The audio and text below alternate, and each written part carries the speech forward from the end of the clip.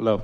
So I was wondering, in some of your earlier recordings, you talk about going to the workshop, going about my day, seeing things I want, making notes of those things I want, and then bringing it back to my workshop and manifesting. Visualization.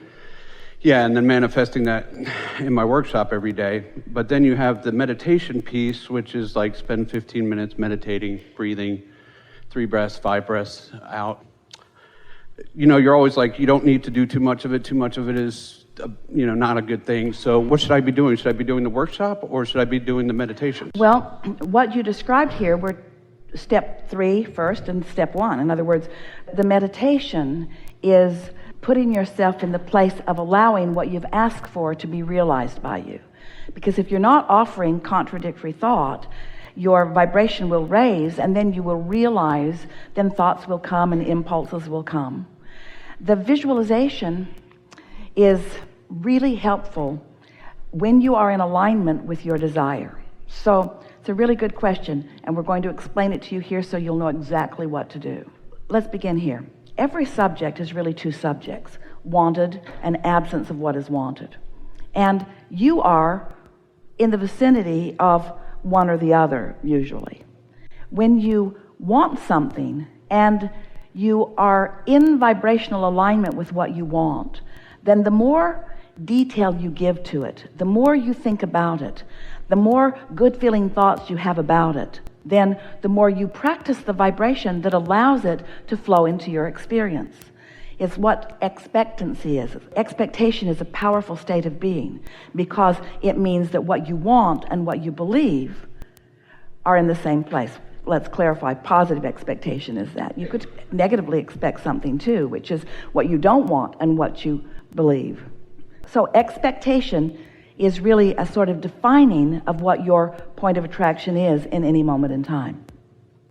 So let's say that you want something and you've wanted it for a while, and you're not seeing the evidence of it coming about, and you're becoming discouraged because you're noticing the absence of it more than you're noticing the presence of it.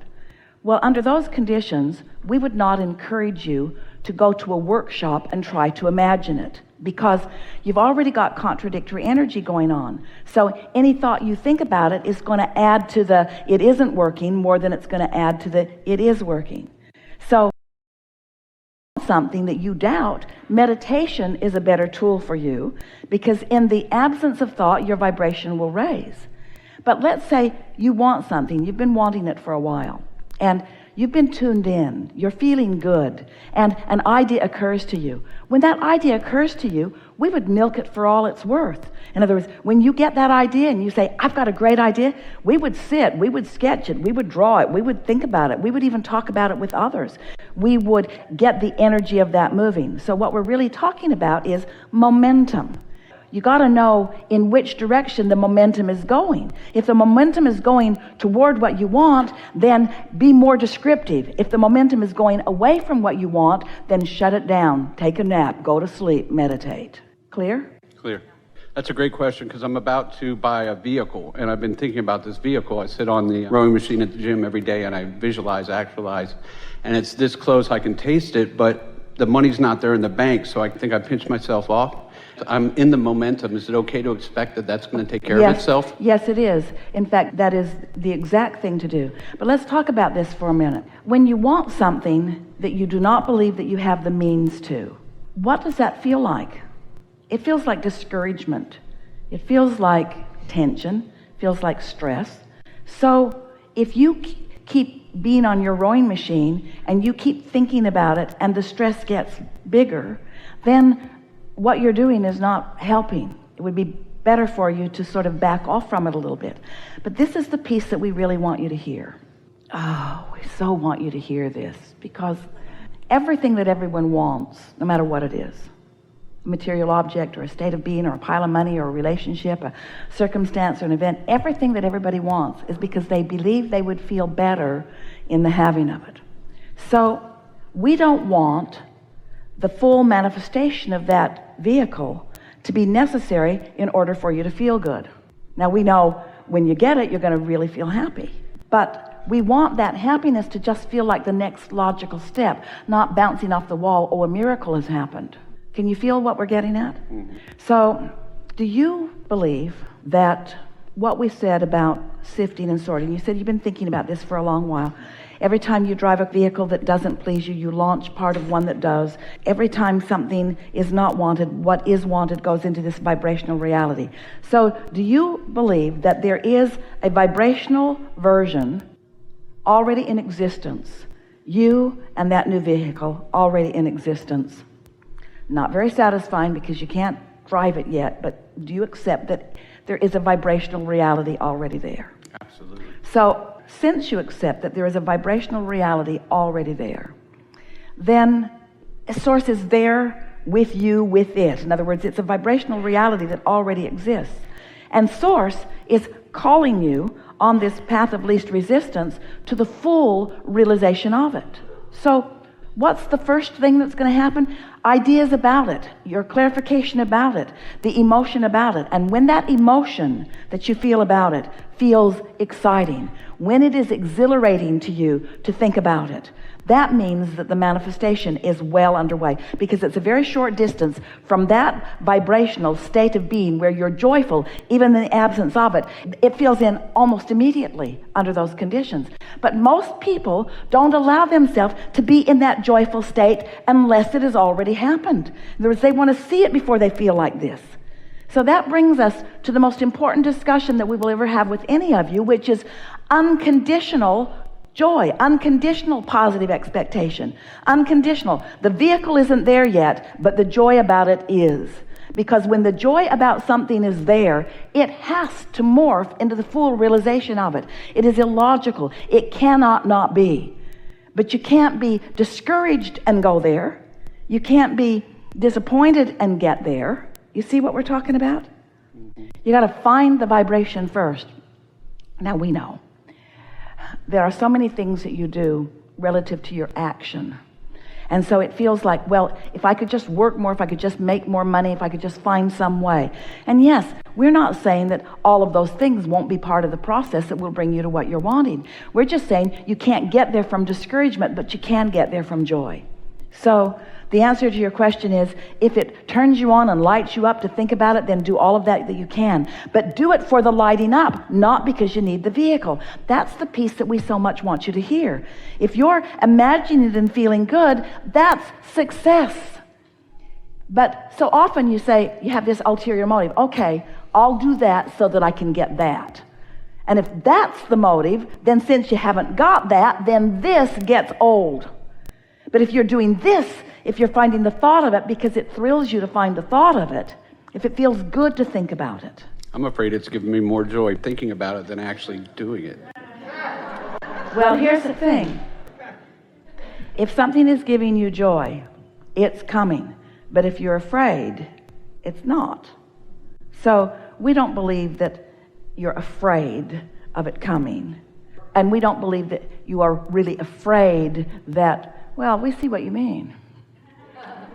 Sometimes you do think that. You think, oh, Abraham, you don't really mean to lead me to my vehicle.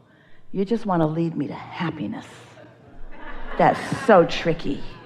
And we say, yeah, because when you get to happiness, all the manifestations that represent that have to flow into your experience. But if you need the manifestation to get to happy, that's a conditional love that's backwards, and that's what slows you down. You got that, didn't you? So don't think about it so much. Don't think about it so much. Don't think about it so much. Just think about it when it occurs to you. Because if you let it occur to you, it's occurring to you in your state of alignment. And in your state of alignment, there's a progression that's happening. So this goes to your first question. Don't try so hard. Don't try to script it into being. Just allow it into being. Can you feel the difference? Can you feel the difference between demanding it and just allowing it? Don't try so hard. So don't overthink it. Just only let it come when I feel it. Care about how you feel. Care about how you feel mostly. So let's do some of that. Now, let's demonstrate what we are talking about.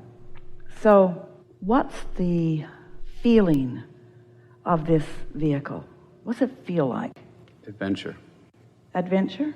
Freedom. Is it hardy? It's playful. Does it get off-road? Yes. Is it nimble? Yes. Does it take you to high-flying places? Yes. Is it stable Yes. and secure Yes. and frisky? Yes. Does it feel sure and solid and certain and invincible? Absolutely. Does it feel open-ended? Does it feel like possibilities? Does it feel like new places and new things? Ooh, doesn't it feel good to feel all of those things? Doesn't it feel good to be the feeler of that, which is the bringer of a manifestation that fulfills that? Can you feel that? In other words, you used your image of it to conjure emotions, but the emotion is what's going to bring the manifestation. That's getting the horse in front of the cart, so to speak. In other words, that's getting things in the proper vibrational proximity to one another. So, does it feel difficult? No, not at the same time that it feels frisky. So, do you ever feel the absence of it? No. That's good. Do you ever feel the slowness of it manifesting?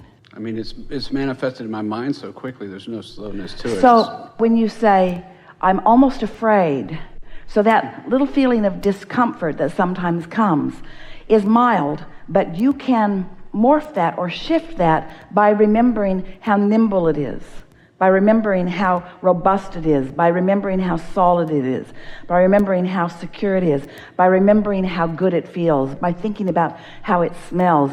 So now you're really scripting. Now you're seeing yourself in it. Now you're really feeling it. Now that's really positive, strong momentum. In other words, a conversation like this took you away from the idea and the emotion into something. So when does a thought turn to a thing? When does that happen? When you feel it. But we know you've got to be wondering, Abraham, how long do I got to do this crap? And we say, really? This that feels so good, you're putting a time limit on it? Because if you're putting a time limit on how long you got to do this before you get to this, then you're not really doing this the way we're encouraging you to do this. Can you feel what we're talking about? If we can convince you that getting yourself feeling this will lead so swiftly to that, but you got to find a way to this, and almost no one really finds their way to that, because this is shrouded in doubt and timetables and how long and sacrifices. So you got to get purely to this, and we get purely to this, as you really did in this discussion, then it's very quick, very quick. You run into somebody who's got one. You run into somebody that's got one that doesn't have one. Esther has a year-old, almost new. It has 3,000 miles on it. CTSV, it's a Cadillac coupe, really fast engine, 0 to 60 in 5 seconds. Not nimble. Can't go off-road in it. Real low to the ground. And she's had her fun with it. And so she's ready for somebody else. She's ready for somebody else. She's ready for somebody else. She's just waiting for somebody to be right here. And she's going to say, oh, here. See what we're getting at? In other words, there are all kinds of, yeah, there.